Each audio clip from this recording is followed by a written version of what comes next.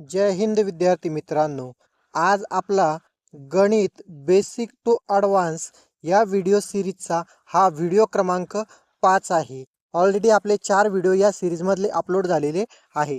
ते जर तुम्ही बघितले नसेल तर ते जाऊन बघून घ्या. आपण या व्हिडिओ सिरीजमध्ये अंकगणित संपूर्ण शॉर्ट ट्रिक्सनं पाहत आहोत. आज आपण या व्हिडिओचा भाग क्रमांक 5 बघतोय. भाग क्रमांक 5 मध्ये आपण अपूर्णांक बघणार आहोत.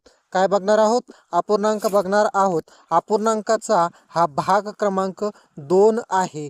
काल आपण याचा भाग क्रमांक 1 अपलोड केला होता आणि भाग क्रमांक 1 मध्ये आपण व्यवहारी अपूर्णांक शिकलो. काय शिकलेलो आहे? तर व्यवहारी अपूर्णांक शिकलेलो आहेत. आज बघायचं आपल्याला राहिलेल्या काही व्यवहारी अपूर्णांकावरच्या क्रिया आणि नंतर आजच्या लेक्चरमध्ये दशांश अपूर्णांक पण आज आपण पाहणार आहोत. जर चॅनलवर नवीन असाल तर चॅनलला सबस्क्राईब करून घ्या, कारण आपले रोज संध्याकाळी 7:45 लेक्चर सुरू होत असते. चला तर मग लगेच आजच्या लेक्चरला सुरुवात करू. बघा, आजच्या लेक्चरमधील आपला पहिला टाईप आहे व्यवहारी अपूर्णांक चढत्या क्रमाने लिहिणे. आपण पाठीमागच्या व्हिडिओमध्ये व्यवहारी अपूर्णांक लहान मोठा कसा ओळखायचा हे शिकलो होतो. आज शिकणार आहेत आपण व्यवहारी अपूर्णांक चढत्या क्रमाने कशा पद्धतीने लावायचे असतात. मग व्यवहारी अपूर्णांक तुम्हाला जर चढत्या आणि उतरत्या क्रमाने लावायचे असेल तर सर्वात मोठा कोणता आणि सर्वात लहान कोणता हे ठरवणं गरजेचं आहे. त्यासाठी आपल्याला यांचे छेद समान करावे लागतील. काय करावे लागतील? या अपूर्णांकाचे छेद समान करावे लागतील. छेद समान झाल्यानंतर आपल्याला कोणता अपूर्णांक लहान आणि कोणता अपूर्णांक मोठा हे ठरवता येईल. चला तर मग लगेच आपण सुरुवात करू प्रश्न सोडवायला. सगळ्यात पहिले हे जे अपूर्णांकाचे आपल्याला छेद दिसत आहे हे छेद समान करावे लागतील. हे छेद समान करण्यासाठी तुम्हाला यांचा लसावी काढायचा आहे. काय काढायचं? त्यांचा लसावी काढायचा आहे. लगेच मग आपण या छेदांचा काय करून घेऊ? लसावी काढून घेऊ. सगळे छेद एका बाजूला लिहून घ्या. बघा, पहिला छेद आहेत 5, दुसरा आहेत 8, तिसरा आहेत 2 आणि चौथा आहेत 4. चला यांचा लसावी काढून घेऊ. बघा, यांना भाग जाणारी संख्या आहे 2. बघा, 5 जशाला तशी लिहून घ्या, 5ला भाग जात नाही म्हणून. बघा, 2 चोक 8, 2 1 2 आणि 2 दुने 4. पुन्हा भाग जातोय बघा 2चा, देऊन घ्या. 5 जशाला तसा, 2 दुने 4 हा 1 पण जशाला तसा आणि 2 1 2. बरोबर आहे. आता कोणत्याच दोन संख्येला भाग जात नाही म्हणून यांचा सर्वांचा गुणाकार करून घ्या. 5 दुने 10, 10 दुने 20, 20 दुने 40. मग आपला लसावी किती झाला? तर 40 झाला. किती झाला आपला लसावी? 40 लसावी आलेला आहे. मग आता लसावी कंप्लीट झाला. आता प्रत्येकाच्या छेदामध्ये 40 करावं लागणार आहे. काय करावं लागणार आहे आपल्याला? आता प्रत्येकाच्या छेदामध्ये 40 करावे लागणार आहेत. बघा, मग आता प्रत्येकाच्या छेदामध्ये आपण काय करून घेऊ? तर 40 करून घेऊ. बघा, प्रत्येक अपूर्णांक आपल्याला आता इकडे समोर लिहून घ्यायचा आहे. सगळे अपूर्णांक आपण समोर लिहून घेऊ. पहिला अपूर्णांक आहे बघा 4 छेदामध्ये 5. कोणता आहे? 4 छेदामध्ये 5. दुसरा अपूर्णांक आहे 7 छेदामध्ये 8 आणि तिसरा अपूर्णांक आहे 1 छेदामध्ये 2 आणि पुढचा अपूर्णांक आहे 3 छेदामध्ये 4. बरोबर. हे सर्व अपूर्णांक आपण काय केले? आता समोर लिहून घेतले. बघा, या 5ला 40 करण्यासाठी कितीनं गुणावं लागल? तर मग 5 8 40. या अंशाला पण मग 8नं गुणून घ्यायचं. बघा, याला गुणावं लागल 40 होण्यासाठी 5नं आणि याला गुणावं लागल 5नं. बरोबर. पुन्हा याला गुणावं लागल 20नं. तसंच मग याला पण गुणावं लागल 20नं. बघा, याला गुणावं लागल कितीनं? तर याला गुणावं लागणार आहे तुम्हाला 10नं. तर मग याला बी गुणून घ्यायचे 10नं. बरोबर. मग आता झालाय प्रत्येकाचा क्रिया लिहून घेऊ. आता बघा, पहिला अपूर्णांक लिहिला, छेदामध्ये झाला 40, अंशामध्ये झाला 8 चोक 32. किती झाला अंशामध्ये? 8 चोक 32. बघा, 8 पंच 40, याच्या छेदामध्ये झाला 40 आणि अंशामध्ये झाला 5 7 35. त्याच्यानंतर याच्या छेदामध्ये झाला 5 चोक 20 गुणिला 2 झाले 40 याच्या छेदामध्ये आणि अंशामध्ये राहिले 20. आता त्याच्यानंतर 10 चोक 40, याच्या पण छेदामध्ये झाला 40 आणि याच्या अंशामध्ये किती झाला? तर अंशामध्ये झाला 30. मग आपण एक पाठीमागं नियम बघितला होता बघा, काय आता आपल्याला सगळ्यात लहान अपूर्णांक शोधायचा आहे. कोणता अपूर्णांक शोधायचा आहे? आता सर्वात लहान असलेला अपूर्णांक शोधायचा आहे. बघा, जर सगळ्यांचे छेद समान असतील तर ज्याचा अंश लहान तो अपूर्णांक लहान. मग सगळ्यात लहान कोण आहे? तर हा झाला सगळ्यात लहान, म्हणून हा येईल नंबर 1ला. हा कितीला येईल? हा येईल नंबर 1ला. त्याच्यानंतर 2 नंबरला हा येईल. बरोबर, आपण चढत्या क्रमानं लावतोय. 2 नंबरला हा येईल आणि 3 नंबरला जो आहे तर हा येईल. 3 नंबरला कोणता येईल? हा येईल. आणि राहिलेला येईल 4 नंबरला. राहिलेला किती येईल? 4 नंबरला. मग बघा, 1 नंबरचा अपूर्णांक हा आहेत, म्हणजे हा इथं कुठे आहे? तर बघा, हा आहेत, म्हणजे आपण इथं लिहून घेतला 1/2. बघा, 2 नंबरचा अपूर्णांक कोणता दिला होता आपण? 2 नंबर. याला दिलेले आहेत आपण 2 नंबर. याला 2 नंबर दिलेला आहे, म्हणजे हा 3/4 आपल्या दुसऱ्या क्रमांकावरती आला. बरोबर आहे, थोडासा मोठा आहे हा याच्यापेक्षा. आणि आता तिसऱ्या क्रमांकावरती कोण आहे? तर तिसऱ्या क्रमांकावरती हा आहे. मग हा कुठे? तर हा इथे आहे बघा, 4/5. मग हा आला त्याच्यापेक्षा थोडा मोठा 3 नंबरला. आणि सगळ्यात शेवटी 7/8. बरोबर आहे. मग या पद्धतीने हे अपूर्णांक आपण चढत्या पद्धतीने लावलेले आहेत. मग उदाहरण क्रमांक 2, उदाहरण क्रमांक 3 आणि उदाहरण क्रमांक 4 तुम्ही या पद्धतीनं छेद समान करून यांना चढत्या क्रमाने लावून घ्या. तोपर्यंत आपण पुढचा प्रकार बघू. बघा, पुढचा प्रकार आहे हा. बरोबर आहे. पुढच्या प्रकारामध्ये काय? व्यवहार्य अपूर्णांक उतरत्या क्रमाने लावणे. काय करायचे? आता व्यवहार्य अपूर्णांक आपल्याला उतरत्या क्रमाने लावायचे आहेत. बरोबर. मग व्यवहार्य अपूर्णांक उतरत्या क्रमाने लावत असताना काय करायचे? फक्त सगळ्यात मोठा पहिले लिहायचा. मग सगळ्यात मोठा कोणता आहे? आता आपण पहिलेच बघितलं होतं. पहिल्या याच्यामध्ये सर्वात मोठा कोणता आहे? तर मग सर्वात मोठा हा. बरोबर. पाहिजे तर कुठे आहे मग यांचा क्रम? इथून तुम्ही घेऊ शकता. इथं सर्वांचा लसावी वगैरे काढून घेतलेला आहे. आणि मग सर्वात मोठा कोणता? तर इथं उलटा क्रम देऊन घ्यायचा आहे बघा. जो आपण सर्वात शेवटी घेतला होता तो सर्वात नंबर 1ला घ्यायचा आता. बरोबर. आले लक्षामध्ये? मग पॉज करा आणि याचं उत्तर व्यवस्थित काढून घ्या. तोपर्यंत आपण पुढचा प्रकार बघू. पुढचा प्रकार आहे बघा, हा पण खूप IMP प्रकार आहे. हा पुस्तकावर आधारित आहे बघा. पुस्तकावर आधारित शाब्दिक प्रश्न. तर बघा, प्रश्न क्रमांक 1 काय? एक पुस्तक 4/6 भाग वाचून झाल्यावर 160 पाने वाचायची राहिली तर पुस्तकाला एकूण किती पाने? बरोबर. तर पुस्तकाला एकूण किती पाने, असा प्रश्न दिलेला आहे. याच्यामध्ये काय करायचं? तर आपण शॉर्ट पद्धतीने याला सोडवणार आहे. सगळ्यात पहिले पानं किती दिलेली आहेत तुम्हाला? तर वाचायची राहिलेली पानं किती? तर 160. किती? 160. 160 गुणिले याचा छेद घ्यायचा. याचा काय करायचा आहे? छेद घ्यायचा आहे. छेद किती आहे? 6. गुणाकारामध्ये ठेवायचा आहे छेद. आणि हे किती आहे? 4/6. आणि याच्या छेदामध्ये घ्यायचा इथं छेदामध्ये या दोघांमधला फरक. दोघांमधला फरक कितीचा आहे? तर 2चा. दोघांमधला फरक कितीचा आहे? 2चा. मग क्रिया करून घ्या. बे 1 बे, बे 8 16 आणि 8 सक 48. 8 सक किती? 48. आणि 1 0 त्यावरती ठेवून द्यायचं आहे. म्हणजे पुस्तकाला एकूण 480 पानं असतील. किती पानं असतील? तर हे बघा उत्तर दिलेले आहे तिथं 480. किती पानं असतील एकूण? मग 480 पाने असतील. चला नेक्स्ट प्रश्न बघू. नेक्स्ट प्रश्न बघा, प्रश्न क्रमांक 2. एका पुस्तकाचा 6/10 भाग व 50 पाने वाचून झाल्यावर 50 पाने वाचायची राहिली तर पुस्तकाला एकूण पाने किती? सर्वात प्रथम जी संख्येमध्ये पानं दिलेली आहेत आपल्याला, पूर्णांकामध्ये जी पानं दिलेली आहेत ती लिहून घ्यायची, त्यांची बेरीज करून घ्यायची.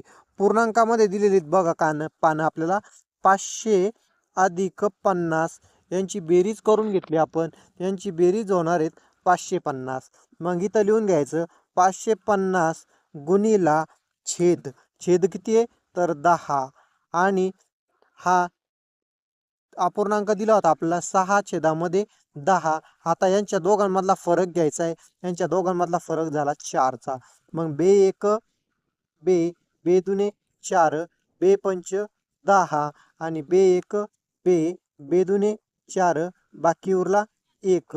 मग बे 7 14, बाकी उरला 1, बे 5 10. आता 275 गुणिला 5 किती करायचे? आता 275 गुणिला 5 बघा 5 5 25 हातचे आले 2 पुन्हा बरोबरचं चिन्ह येते 5 5 25 हातचे आले 2 पुन्हा 5 7 35 आणि 2 37 37 ला 7चा हातचे आले 3 पुन्हा 5 2 10 10 आणि 3 13 म्हणजे 1375 किती पाने असतील मग त्या पुस्तकाला एकूण तर 1375 पाने असतील. मग आता उदाहरण क्रमांक तुम्ही सोडवा 3 आणि बघा 330 तुमचं उत्तर येतंय का. तर चला तोपर्यंत आपण पुढचा प्रकार बघू. आता पुढचा प्रकार आहेत बघा किती वेळा मिळवावेत. बरोबर हा पण एक IMP प्रकार आहे. याच्यासाठी प्रश्न वाचून घेऊ काय दिलेला आहे तर प्रश्न क्रमांक 1 4/5 मध्ये 4/5 किती वेळा मिळवावे म्हणजे बेरीज 4 येईल. बरोबर आहे. मग याच्यासाठी एक सूत्र वापरायचे शॉर्टकट पद्धतीनं बघा काय करायचे बेरीज भागीला अंश गुणिला छेद वजा 1 या सूत्रामध्ये संख्या टाकायचे. बेरीज किती सांगितली तुम्हाला 4 लिहायची 4. बघा अपूर्णांकाचा अंश काय इथं तर अपूर्णांकाचा अंश 4 म्हणून याच्या छेदामध्ये घेतले 4 आणि गुणाकारामध्ये छेद ठेवायला सांगितलंय तर छेद येत 5 म्हणून गुणाकारामध्ये ठेवला 5 आणि वजा केला 1. बघा 4 1 4 गुणिला 5 वजा 1 5 1 5 वजा 1 बरोबर 4. किती वेळा मिळवावं लागेल मग तर 4 वेळा मिळवावं लागेल. किती वेळा मिळवावं लागेल तर 4 वेळा मिळवावे लागतील. बघा आता उदाहरण क्रमांक 2 तुम्ही सोडवा 4 3 मी सोडून दाखवतोय तुम्हाला पुन्हा. बरोबर तर बघा याच्यामध्ये उत्तर काय दिलेले आहेत तुम्हाला सूत्रामध्ये संख्या टाकायची आहेत. बेरीज काय दिलेली आहे तुम्हाला 10 म्हणून 10 ठेवायचा अंशामध्ये.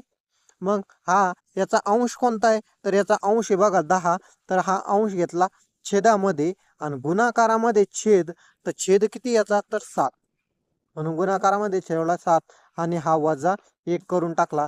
10 1 10 आणि 10 1 10 आणि 1 गुणिला 7 जर केला तर उत्तर येतं 7 आणि 7 वजा 1 बरोबर किती होतो तर 6. किती वेळा मिळवावं लागेल मग 6 वेळा मिळवावा लागेल. तर मग बघा उदाहरण क्रमांक 2 आणि उदाहरण क्रमांक 4 तुम्ही सोडवा आणि समोर दिलेलं उत्तर तुमचं बरोबर आलं की नाही चेक करून घ्या.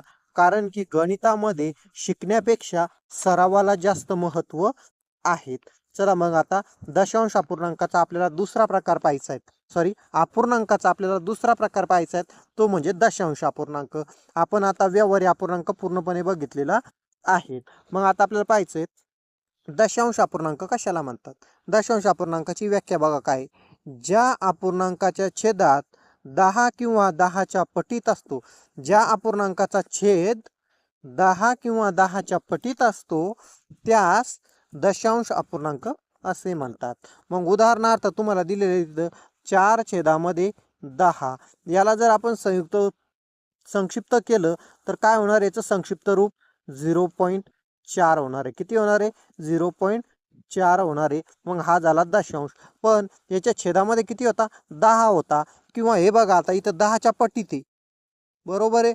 ज्या अपूर्णांकाच्या छेदात 10 किंवा 10च्या पटीत संख्या असते त्याला आपण काय म्हणत असतो तर दशांश अपूर्णांक म्हणत असतो. हे तुमच्या इथं लक्षात आलं असेल. चला मग पुढचा प्रकार बघू. आता पुढचा प्रकार काय पाहिजे आपल्याला दशांश अपूर्णांकाचे काय गुणधर्म आहेत काय नियम आहेत ते आपल्याला नियम व्यवस्थित लक्षात घ्यायचे आहेत. बघा नियम क्रमांक 1 दशांश अपूर्णांकात उजवीकडे शेवटी कितीही शून्य दिले तरी अपूर्णांकाची किंमत बदलत नाही. उदाहरण म्हणून तुम्हाला दिलेले आहेत बघा इथं एक संख्या 0.3 बरोबर आहे. मग आता या 0.3 वरती उजवीकडं म्हणजे इथं 1 2 3 4 5 असे कितीही शून्य जरी दिले तुम्ही तर याची किंमत मात्र 0.3च राहणार आहे. किती राहील याची किंमत 0.3च राहणार आहे. ती किंमत बदलणार नाही. परंतु जर 0000 इथं जर 4 आला तर मात्र या सर्व शून्यांना किंमत आलेली आहे, हे इथे लक्षात ठेवायचं आहे. जोपर्यंत इकडं नैसर्गिक संख्या येत नाही तोपर्यंत याला किंमत राहत नाही. ज्यावेळेसला इथं नैसर्गिक संख्या येईल तेव्हा या सर्व शून्यांना किंमत प्राप्त होते, हे इथं लक्षात ठेवायचं आहे. परंतु या पद्धतीने जर इकडे कितीही शून्य असले पॉइंटच्या नुसते 000 तर यांना किंमत राहत नाही, ते इथे लक्षात ठेवायचं आहे. चला मग आपण आता नियम क्रमांक 2 कडे वळू. बघा नियम क्रमांक 2. नियम क्रमांक 2 काय सांगतोय आपल्याला, दशांश चिन्हाच्या डावीकडे संख्या या पूर्ण असून उजवीकडील संख्या या अपूर्णांक असतात. बरोबर आहे. मग दशांश चिन्हाच्या, हे बघा हे दशांश चिन्ह लिहिलं आपण. दशांश चिन्हाच्या इकडे आपण या संख्या लिहिल्या तर या संख्या काय असतात, अपूर्णांक. काय असतात या संख्या, अपूर्णांक असतात. आणि दशांश चिन्हाच्या उजवीकडे म्हणजे या बाजूस लिहिलेल्या संख्या या असतात पूर्ण संख्या. या कोणत्या संख्या असतात, पूर्ण संख्या असतात. आणि या उजव्या बाजूच्या असतात अपूर्णांक संख्या. ही पण तुम्हाला व्यवस्थित कळलं असेल. चला मग आता नियम क्रमांक 3 कडे वळू. बघा दशांश कोणत्याही दशांश स्थानापासून जसे जसे डावीकडे म्हणजेच दशांश चिन्हाच्या डावीकडे जावे तशी तशी अंकाची किंमत 10 पटीने वाढते. काय होत चालते, अंकाची किंमत 10 पटीने वाढत चालते. आता उदाहरणार्थ आपल्याला हा दशांश चिन्ह दिलेले आहेत आणि इथे 5 5 5 दिलेले आहेत. बघा या दशांश चिन्हाच्या जसं जसं आपण डावीकडे जाऊ तशी तशी या संख्येची किंमत काय होणार आहे, 10 पटीने वाढत जाणार आहे. बघा याची किंमत किती आहे, स्थानिक किंमत 5. याची स्थानिक किंमत किती झाली, 50. 50 किती, 50. आणि याची स्थानिक किंमत किती होणार आहे, तर 500. बघा जसे जसे आपण डाव्या बाजूत जाऊ दशांश चिन्हाच्या तशी तशी किंमत काय होणार आहे, वाढत जाणार आहेत. आणि नियम क्रमांक 4 बघा काय सांगतो, जसं जसं आपण दशांश चिन्हाच्या जवळ येऊ म्हणजे दशांश चिन्हाकडे उजव्या बाजूला येऊ तशी तशी किंमत 10 पटीने काय होत जाते, कमी होत चालते. बघा याची याची आणि इकडे गेल्यानंतर पुन्हा मग काय राहील फक्त, तर इथं जर एक 5 असला तर याची किंमत डायरेक्ट होणार 0.5. इथं जर 5 असला तर याची किंमत काय होणार मग या 5ची 0.05. बघा इकडं जसे जसे जासाल तशी तशी तशी किंमत काय होणार, ती 10 पटीने कमी होत जाणार. आणि या साईडला जसे जसे जासाल तशी किंमत 10 पटीने काय होत जाणार, ती वाढत जाणार आहे. हेही इथे लक्षात ठेवायचं आहे. चला मग नेक्स्ट प्रकार बघू आता दशांश अपूर्णांकाचा. तर बघा दशांश अपूर्णांकाचा पुढचा प्रकार जाता दशांश अपूर्णांकाची बेरीज करणे. काय प्रकार आहेत, दशांश अपूर्णांकाची बेरीज करणे. दशांश अपूर्णांकाची बेरीज करताना दशांश अपूर्णांकाचा दशांश चिन्ह हे एका खाली एक यायला पाहिजे, हा सर्वात महत्त्वाचा नियम इथे तुम्हाला माहिती पाहिजे. मग बघा याची मांडणी व्यवस्थित करून घ्यायची. 0.11 बरोबर, त्याच्यानंतर 3.345. बघा त्याच्यानंतर 43.472 आणि सर्वात शेवटीचा अपूर्णांक आहेत आपला दशांश अपूर्णांक आहेत 374.3. बघा याला महत्व आहे, फक्त या दशांशच्या चिन्हाखाली चिन्ह सगळे एका खाली एक यायला पाहिजे. बरोबर, अन्यथा हे चिन्ह जर तुमचे चुकले तर तुमच्या प्रश्नाचं उत्तर चुकून जातं, हे इथे लक्षात ठेवायचं आहे. बघा उत्तरामध्ये पण दशांशचं चिन्ह त्याच्या खालीच यायला पाहिजे. बघा मग क्रिया करून घेऊ आता. बघा यांची दोघांची 5 आणि 2 किती, 7.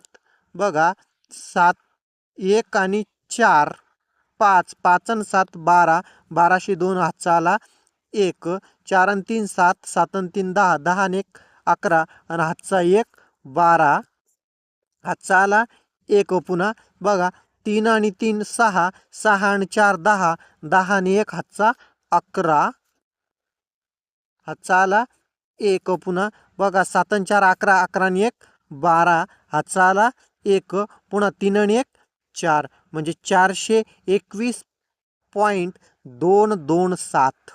421.227 आपल्या या पहिल्याची बेरीज आलेली आहेत. आता तुम्हाला व्यवस्थित कळले असेल बेरीज तर आपण उदाहरण क्रमांक 2 बघू. बघा उदाहरण क्रमांक 2 बघू. उदाहरण क्रमांक 2 काय आहे तर बघा. उदाहरण क्रमांक 2 पण पहिल्यांदा आपण सुव्यवस्थित लिहून घेऊ. बघा 4.75 त्याच्यानंतर 0.0007 त्याच्यानंतर 44.75 बरोबर. आता यांची करायची आपल्याला बेरीज. बघा 7 0 5 5 10 7 7 14 आणि 1 15 हा चाला 1 4 आणि 4 8 आणि 1 9 आणि हा 4. बघा म्हणजे आपली बेरीज काय आली तर आपली बेरीज आली 49.5007. बघा इथं दिलेली आहेत. मग उदाहरण क्रमांक 3 आणि उदाहरण क्रमांक 4 तुम्ही सॉल्व करून बघा आणि तुमचं हे उत्तर बरोबर येत आहे की नाही येत आहे तुम्ही स्वतः चेक करून घ्या. कारण मी तुम्हाला सांगितलंय पहिलेच गणित शिकण्यापेक्षा गणिताच्या प्रॅक्टिसला जास्त महत्त्व आहे. मग चला आता पुढचा प्रकार बघू. पुढचा प्रकार आहे दशांश अपूर्णांकाची वजाबाकी करणे. काय प्रकार आहेत दशांश अपूर्णांकाची वजाबाकी करणे. नंबर 1चं उदाहरण घेऊ आपण. इथं पण दशांश खाली दशांश येणं हे खूप महत्त्वाचं आहे. मग 3.24 आणि दुसरा आहे वजा 1.34. बघा 4तून 4 गेला खाली उरला 0. 4तून 4 गेला खाली उरला 0. इथं 2मधून 3 जात नाही म्हणून इथं हातचा घेतला म्हणजे हे झाले 12 आणि 12मधून 3 गेले खाली उरले 9. हातचा परत करून दिला. आता हा 2मधून 1 3मधून 1 गेला खाली उरला 2 आणि हातचा पुन्हा गेला म्हणजे खाली उरला 1 फक्त आणि हा पॉईंट खाली पॉईंट देऊन घेतला.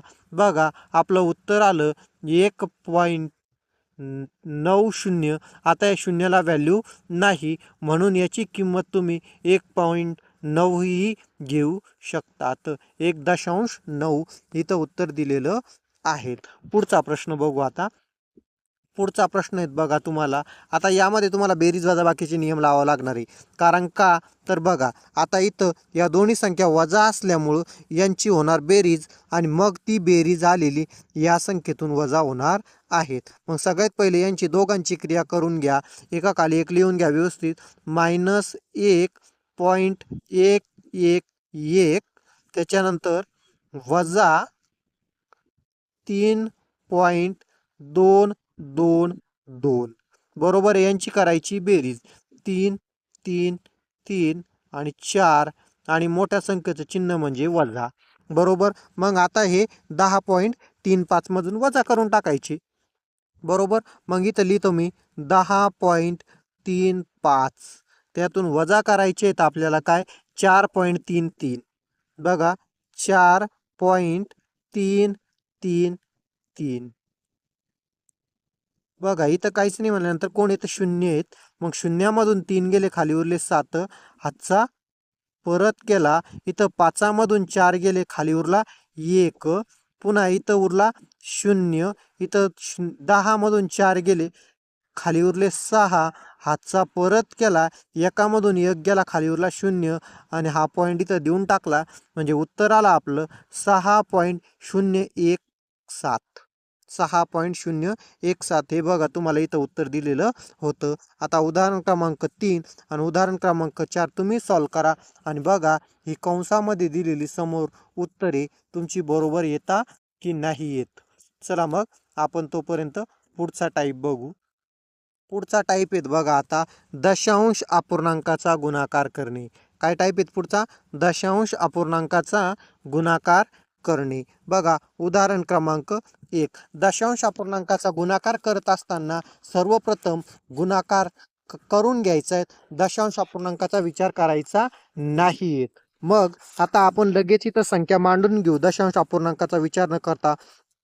पहिली संख्या आहे बघा 22 गुणिला 4 गुणिला 1 यांचा सर्वांचा गुणाकार करून घेऊ. 22 चोक 88 आणि 88 एक 88 बरोबर. हा गुणाकार किती आला 88 आला. आता मोजायचे दशांश चिन्हाच्या उजवीकडे असलेल्या सर्व अंक. बघा 1 2 3 4 5 आणि 6. दशांश चिन्हाच्या उजवीकडे किती अंक आहेत? एकूण 6 अंक आहेत. मग इथं द्यायचा दशांश चिन्ह, मग हा झाला 0, हा दशांश चिन्ह, मग इथं 1 2 3 4 5 आणि 6. म्हणजे आपल्या प्रश्नाचं उत्तर काय आलं मग? 0.000088. बरोबर, हे इथे दिसतंय बघा. चला मग नेक्स्ट प्रश्न सोडून घेऊ. नेक्स्ट प्रश्न आहे आपला प्रश्न क्रमांक 2. तो पण याच पद्धतीने सोडवायचा आहे आणि त्यामध्ये पण हीच पद्धत वापरायची आहे. बघा, याच पद्धतीनं सर्वात पहिले तुम्ही काय करा, दशांश अपूर्णांकाचा विचार करू नका. मग 44 गुणिला 2 गुणिला 3 लिहून घ्या.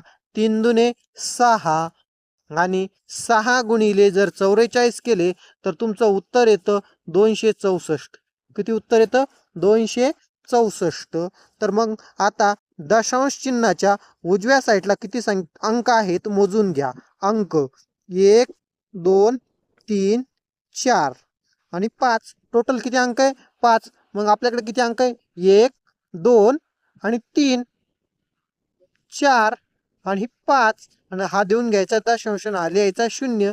म्हणजे 0.000264 आपल्या प्रश्नाचं योग्य उत्तर असेल. मग उदाहरण क्रमांक 3 आणि उदाहरण क्रमांक 4 तुम्ही सोडवा आणि ही उत्तर तुमची येत आहे की नाही येत आहे स्वतः मॅच करून बघा. तोपर्यंत आपण दशांश अपूर्णांकाचा पुढचा प्रकार बघू. हा आहे दशांश अपूर्णांकाचा भागाकार करणे. पुढचा प्रकार कोणता आहे? दशांश अपूर्णांकाचा भागाकार करणे. आता दशांश अपूर्णांकाचा भागाकार करत असताना सर्वात पहिले आपल्याला विचार करायचा आहे दशांश अपूर्णांकाचा. तर मग लिहून घेऊ आपण दशांश अपूर्णांकाचा भागाकार 0.24 आणि छेदामध्ये आहेत 0.0003. बरोबर आहे. सगळ्यात पहिले दशांशच्या नंतरच्या संख्या समान केल्याशिवाय आपल्याला कुठलीही क्रिया करता येत नाही. मग दशांश मध्ये आपल्याला प्रश्नामध्ये दिसतंय की छेदामध्ये दशांश जास्त आहे आणि अंशामध्ये दशांश कमी आहे. मग छेदामध्ये किती येते एकूण? तर बघा 1 2 3 आणि 4. अंशामध्ये किती आहेत? 1 आणि 2. अंशामध्ये 2 कमी आहे म्हणून दशांश चिन्हाच्या उजवीकडे 2 शून्य देऊन घ्या. बरोबर, उजवीकडे 2 शून्य देऊन घेतले. आता बघा दशांश नंतर दोन्हीकडेही 4 4 संख्या झालेल्या आहेत. मग आता दशांश काढून टाकायचा आणि संख्या लिहून घ्यायच्या. मग संख्या काय उरल्या? 4 0 0 म्हणजे 2400 आणि छेदामध्ये उरले फक्त 3. कारण की आता हा जर दशांश निघून गेला तर या शून्याची किंमत काहीही राहणार नाही. मग 3 1 3 3 8 24 आणि 1 आणि 2 0. म्हणजे आपल्या प्रश्नाचं योग्य उत्तर काय आलं? 800 आलेलं आहे यांचा भागाकार. चला मग नेक्स्ट प्रश्न बघू. बघा, पुढचा प्रश्न येत आता 27 भागिले 0.0009. आता आपल्याला फक्त छेदामध्ये काय दिसत आहे? पॉईंट नंतर संख्या दिसत आहे. अंशामध्ये एक पण नाहीयेत म्हणून अंशामध्ये एक पॉईंट देऊन घ्यायचा. आणि किती छेदामध्ये किती शून्य? छेदामध्ये पॉईंट नंतर किती अंक आहेत? तर बघा 1 2 3 आणि 4 अंक आहे म्हणून इथं पण 4 शून्य देऊन घ्या. 1 2 3 4. आता दशांश काढून टाकला तरी चालतोय. बघा म्हणजे हा दशांश निघून गेला, हा दशांश निघून गेला म्हणल्यानंतर आता या शून्याला किंमत राहिलेली नाही म्हणून आपण ते सगळे शून्य कट करून टाकलेले आहेत. मग आपलं उत्तर काय उरलं खाली आता? 2,70,000 छेदामध्ये 9. 2,70,000 छेदामध्ये 9. आता भागाकार करून घ्या. 9 1 9 9 3 27 1 2 3 आणि 4. शून्य जशाला तसे देऊन घेतले म्हणजे आपले उत्तर आलं 3,000. किती आलं उत्तर? 3,000. इथं समोर तुम्हाला कंसामध्ये दिलेलं दिसत आहे. मग आता उदाहरण क्रमांक 4 आणि उदाहरण क्रमांक 3 तुम्ही सॉल्व करायचे आहेत आणि कंसामध्ये दिलेलं उत्तर तुमचं मॅच होतंय की नाही होतंय चेक करून बघायचं आहे. तोपर्यंत आपण पुढचा प्रकार बघू. पुढचा प्रकार बघायचा आपल्याला दशांश अपूर्णांकाचे प्रकार. दशांश अपूर्णांकाचे प्रकार आपले पायचे राहून गेले होते, म्हणून आपण सगळ्यात शेवटी का होईना दशांश अपूर्णांकाचे प्रकार बघून घेत आहे. दशांश अपूर्णांकाचे एकूण 3 प्रकार आहेत. दशांश अपूर्णांकाचे किती प्रकार? एकूण 3 प्रकार पडतात. पहिला आहेत आवृत्ती दशांश अपूर्णांक, दुसरा आहेत मिश्र दशांश अपूर्णांक आणि तिसरा आहेत खंडित दशांश अपूर्णांक. तिसरा कोणता आहे? खंडित दशांश अपूर्णांक. चला मग लगेच पहिल्या प्रकाराला सुरुवात करू. हे बघा, आवृत्ती दशांश अपूर्णांक. आवृत्ती दशांश अपूर्णांक कशाला म्हणतात मग? तर बघा, दशांश अपूर्णांकाच्या उजवीकडे जर एखादी संख्या किंवा संख्येचा गट पुन्हा पुन्हा येत असेल तर त्यास आवृत्ती दशांश अपूर्णांक म्हणत असतात. बघा, इथं उदाहरण म्हणून दिले 2.333333 अखंड आहे ती संख्या, बरोबर आहे, अखंड आहेत, म्हणून हिला काय म्हणतात? आवृत्ती दशांश अपूर्णांक. म्हणजे हिचा खंड पडलेला नाहीयेत, ही चालूच आहेत, म्हणून हिला आवृत्ती पुन्हा बार बार होते, म्हणून याला काय म्हणतात? आवृत्ती दशांश अपूर्णांक म्हणतात. किंवा एखाद्या संख्येचा गट जरी रिपीट होत असला तर बघा इथं 1.45 1.45 45 45 45 हा गट काय होत जातोय? बार बार बार बार बार बार बार बार रिपीट होत जातोय, म्हणून या अशा प्रकारच्या दशांश अपूर्णांकाला पण आवृत्ती दशांश अपूर्णांक म्हणत असतात. बघा, पुढचा 2 नंबरचा प्रकार आहे मिश्र आवृत्ती दशांश अपूर्णांक. कोणता? मिश्र आवृत्ती दशांश अपूर्णांक. मग मिश्र आवृत्ती दशांश अपूर्णांक कशाला म्हणत असतात तर त्याची व्याख्या बघून घ्या. जेव्हा दशांश अपूर्णांकाच्या सुरुवातीला पुनरावृत्ती नसते, परंतु नंतर दशांश अपूर्णांकाच्या गटाची पुनरावृत्ती होते, त्यास मिश्र दशांश अपूर्णांक असे म्हणत असतात. मग याचं उदाहरण दिलेले आहेत. बघा याच्यामध्ये काय आहेत? 2.343. बघा, सुरुवातीला आवृत्ती नाही आहेत, बरोबर आहेत का? नाही, पण नंतर बघा एकच संख्या रिपीट एकच अंक पुन्हा पुन्हा पुन्हा पुन्हा पुन्हा येतोय, म्हणून याला म्हणतात मिश्र दशांश अपूर्णांक. बघा, दुसरं उदाहरण पण दिसतंय तुम्हाला. सुरुवातीला रिपीट नाहीये, पण नंतर एक संख्येचा गट रिपीट होत जातोय, म्हणून याला पण काय म्हणतात? मिश्र दशांश अपूर्णांक म्हणत असतात. आता हे पण 2 प्रकार तुम्हाला समजले असतील, तर आपण लगेच वळू आता तिसऱ्या प्रकाराकडे. तिसरा प्रकार आहे बघा, खंडित अनावृत्ती दशांश अपूर्णांक. काय? खंडित अनावृत्ती दशांश अपूर्णांक. या प्रकारामध्ये काय होत असते तर बघू, जेव्हा आपण अंशाला छेदाने भाग देतो तेव्हा दशांश अपूर्णांकानंतर काही अंक येऊन बाकी 0 उरते, तेव्हा त्यास खंडित अपूर्णांक म्हणत असतात. तेव्हा त्याला काय म्हणत असतात?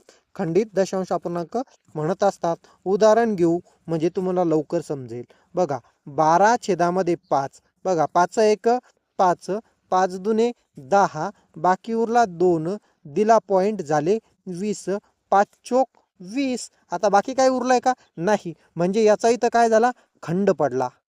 याचा काय झाला? इथं खंड पडलेला आहे, खंडित झालेला आहे, म्हणून याला म्हणतात खंडित अनावृत्ती दशांश अपूर्णांक. बघा, याचं पण त्याच पद्धतीनं होतंय, कारण याची 5/2 ची किंमत जर काढली तर काय येणार आहे? तुमची 2.5 येणार आहे, म्हणजे हा पण खंडित झालेला आहे. उदाहरण क्रमांक तुम्ही सोडवा आणि चेक करून बघा पुढचा 3 नंबरचं उदाहरण सोडून की तुमचं उत्तर बरोबर येतंय की नाही येत आहे. तर चला मग आपण पुढचा प्रकार बघू.